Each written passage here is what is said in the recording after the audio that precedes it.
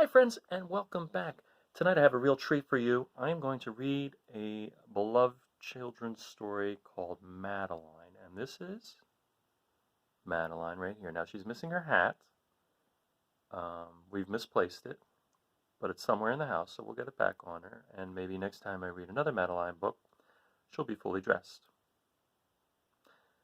But interesting, I just was doing a little bit of reading about the author, Ludwig Bemelmans, and he was in France, and he got hit by the only car on the island that he was staying at, and he was in a hospital, and the hospital had nuns there, and the way they looked, they had all these. He said they looked like butterflies, the way their outfit was. And interestingly enough, the girl next door had a similar situation that happened in this book that we're going to read right now. So I always thought that he was from France because Madeline takes place in Paris, which is in another country across the ocean. You might have heard Paris before because they have the Eiffel Tower. And I know that one of the Mickey cartoons has to do with croissants, and that takes place in Paris too. But anyway, I hope you enjoy this book, because I enjoy reading it. And this is from Penguin Books, and the original publishing date is 1939, so things are different now. And I'll point them out when we come across them, but there's a little bit, like we've had some upgrades since 1939. So here we are, Madeline. In an old house in Paris. Oh, before I start, one more thing. I want you to listen for words that sound the same. Those are called rhyming words. They'll start differently, but they end the same. So, for instance, if I were to say hat, a rhyming word would be bat, because they both have the at sound at the end, even though hat begins with a h and bat begins with a b. So there's a lot of those kinds of things in this book. So I think it'll be a good idea to keep your eyes out. And ears, really. Ears more than your eyes. The eyes have some pictures. And this guy, Ludwig Bemelmans, wrote the book and drew the pictures, and he's a very good illustrator, as you'll see. In an old house in Paris that was covered with vines lived 12 little girls in 2 straight lines. In 2 straight lines they broke their bread and brushed their teeth and went to bed.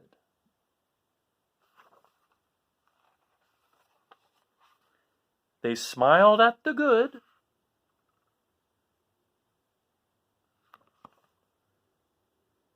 and frowned at the bad.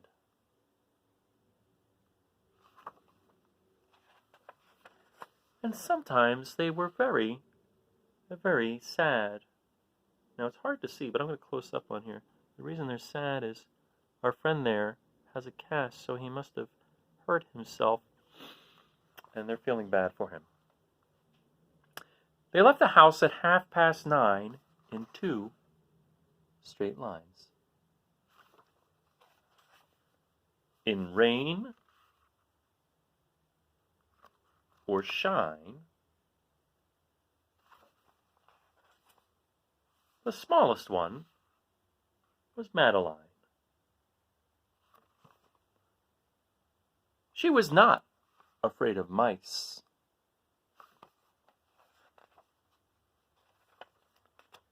She loved winter, snow, and ice. To the tiger in the zoo, Madeline just said, pooh, pooh.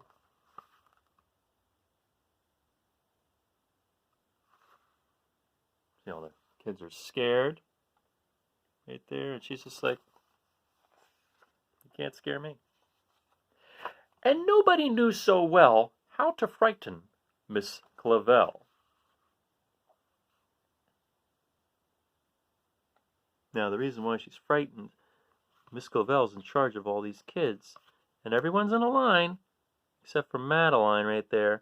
She's standing on the top of that bridge, or overpass, and these boats are coming back and forth, and she's like balancing. Now, as a teacher myself, if I was in charge of a child who was doing that, I'd be scared too, because we don't want you to get hurt. And I think that's what Miss Clavel's feeling right now. In the middle of one night, Miss Clavel turned on her light and said, "Something is not right." Little Madeline sat in bed, cried and cried. Her eyes were red. And soon after, Dr. Cone came. He rushed out to the phone.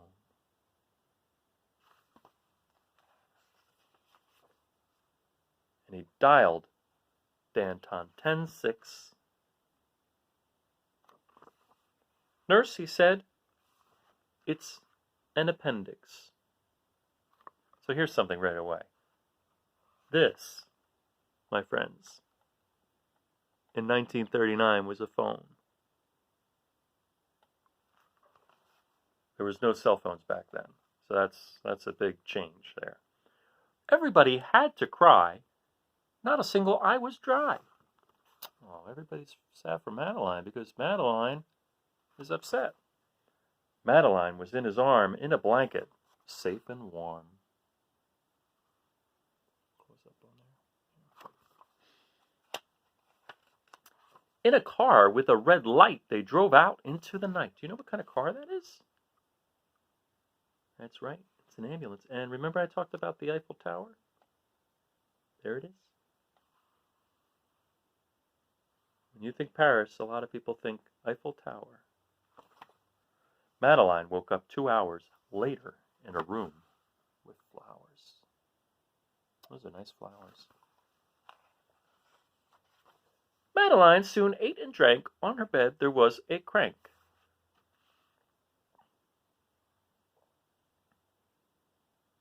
See how they're dressed like a butterfly? I had mistakenly said nun, but that's the nurse there. And a crack on the ceiling had the habit of sometimes looking like a rabbit. So when you're in an uncomfortable situation, if you're in a place that's not familiar to you, and you miss home, you might try to make things feel more comfortable. So you might look up at the ceiling and imagine, just like if you're looking at the clouds, you know how sometimes you look at the clouds and it looks like an elephant or a duck or a rabbit? So Madeline is trying to make herself feel better. Outside were birds, trees, and sky, and so 10 days passed quickly by. Did I show you the rabbit on the ceiling? I'll show it to you again. There's a rabbit on the ceiling. I don't know if I did or not. I think I did. So here's the birds, trees, and sky again. Madeline's focusing on the positive, which is making the days go by quicker. One nice morning, Miss Clavel said, "Isn't this a fine day to visit Madeline?" Oh, look, they're stopping and getting flowers. That's nice. Visitors from 2 to 4 read a sign outside her door. Tiptoeing with solemn face, with some flowers and a vase. And look at the expression on their face. That's a solemn face. A solemn face is another word for sad. Their friend is not feeling well. She's in the hospital, so they feel sad. In they walked and then said, "Ah," when they saw the toys and candy in the dollhouse from Papa. Oh, now they're kind of excited. Look at all these great toys. Madeline's doing pretty well for herself. But the biggest surprise by far, on her stomach, was a scar. Yeah, so Madeline had tummy ache, a stomach ache, and the doctors had to help her feel better, fix her. So they did a procedure, and it left a scar. But she's all good. Look, she's standing up. That's what doctors and nurses are here for us, to keep us safe, right? They're helping us right now through this situation we're in, the pandemic. "Goodbye," they said. "We'll come again." "Goodbye," they said. "We'll come again." And the little girls left in the rain. So see, there's a rhyme right there. Now you could say again or you could say again. And if you say again, like I did the second time, that rhymes with rain. They went home and broke their bread.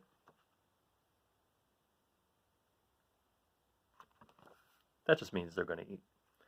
Brushed their teeth. And went to bed.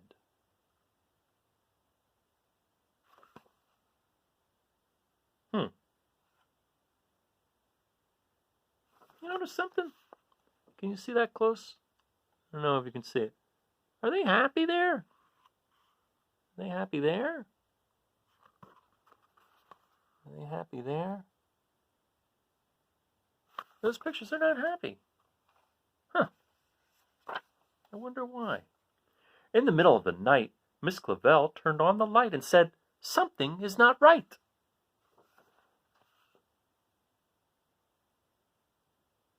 And afraid of a disaster,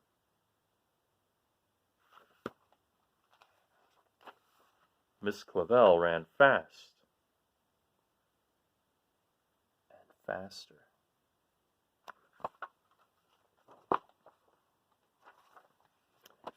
And she said, "Please, children, do tell me." Oh, sorry. And she said, "Please, children, do tell me what is troubling you." And all the little girls cried, "Boo-hoo! We want to have our appendix out, too." Oh, there it is. They're sad because Madeline's in the hospital with all those cool things. And they're jealous. They want that, too. "Good night, little girls. So thankful you are well. And now go to sleep," said Miss Clavel. And she turned out the light and closed the door. And that's all there is. There isn't anymore.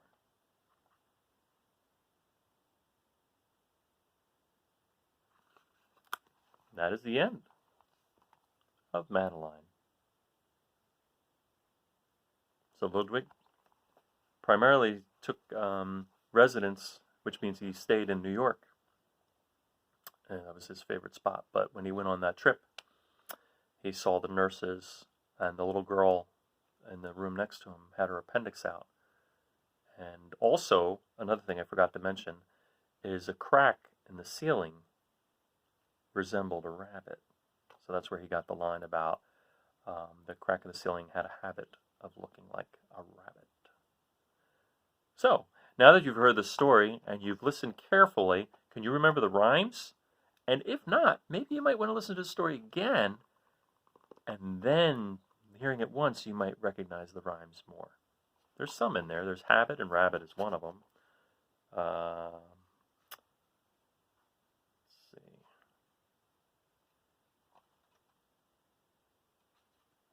Light and right, bed and red, far and scar. So there's a number of them. And I had to correct myself a couple times when reading because sometimes it won't rhyme if you don't read it the right way. So I had to readjust because my instinct is to just read like it's a regular story. But that would be a mistake because then you would miss all the rhymes. And there's a certain flow, a certain rhythm or cadence to the book that was written in such a way that you could see the rhymes. So if you like this book, I've got good news. I do have some more Madeline books for you. Another date, we will do that, and maybe Madeline will find her hat. That and hat rhyme, purely by accident. All right. Have a great day, and I'll see you next time. Bye-bye.